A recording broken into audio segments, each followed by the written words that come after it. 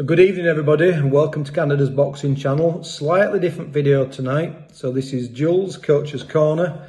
Bob and I tried a couple of times to get a video together to give you a prediction of the massive Canelo Alvarez-Terence Crawford fight, but technical reasons or one reason or another, we didn't manage to get that over the line. So I thought, okay, we'll try something else, we'll think outside the box, and I'll send Bob and all of you guys a quick 5-minute video thinking how I see the fight going, who I think's going to win, although ultimately I think boxing wins on Saturday night. This is a crossover fight for me. You always know it's a crossover fight when you're working with people and people in the gym and other family members are saying to you, are you watching the boxing on Saturday?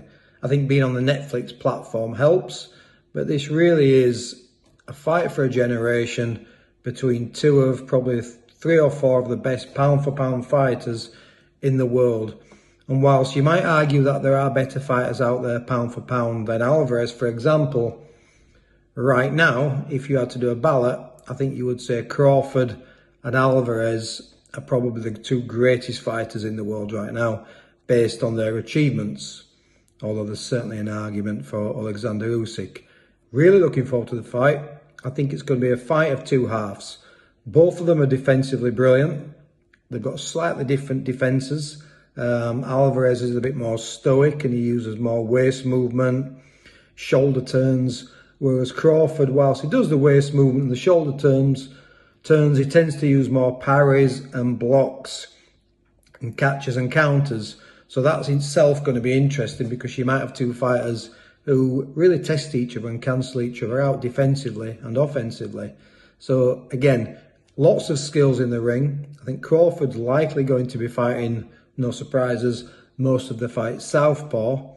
You won't see Alvarez switch, but the one thing Canelo Alvarez does know how to do is how to fight southpaws, but whether he's been given the box of tricks he's got in front of him on Saturday is a completely different thing.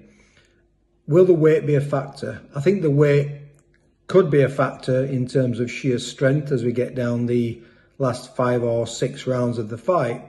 Whilst Crawford is very strong, he has a wrestling background, and those guys, jiu-jitsu, wrestling, Greco-Roman, anybody who does that type of ground fighting tend to have a superhuman strength. So I don't think he's going to be out-muscled, but I do think Alvarez will be the stronger of the 2 fighters. But that might be offset by the sharpness of Bud Crawford. So when I first heard about this fight, I had it down for being something of a one-sided fight. I dismissed it as being too much of a gimmick. As I really started to think about it, 6 months ago or so, I was thinking this is a 70-30 fight in terms of Canelo. But now when you speak to anybody, when you speak to the experts or just people in the gyms and you ask them who they think's going to win, I don't think anybody with any certainty can pick a winner. I think we're absolutely going to get a decision on Saturday night. The judges tend to love Canelo Alvarez. That's a statement of fact. But I'm not suggesting that we'll get lucky on Saturday. It could be a deserved victory. I think Canelo will start slowly. He is quite methodical. His punch output is lower than Bud's, and it's generally quite low, but his accuracy and his presence is something else. I think Crawford will pick up 3 or 4 of the first 5 rounds, and then the fight starts to get interesting, which you always see when you get shifts in balance between a smaller, faster fighter and a bigger, slightly larger but more stoic, developed fighter down the back end of the fight. Generally, to talk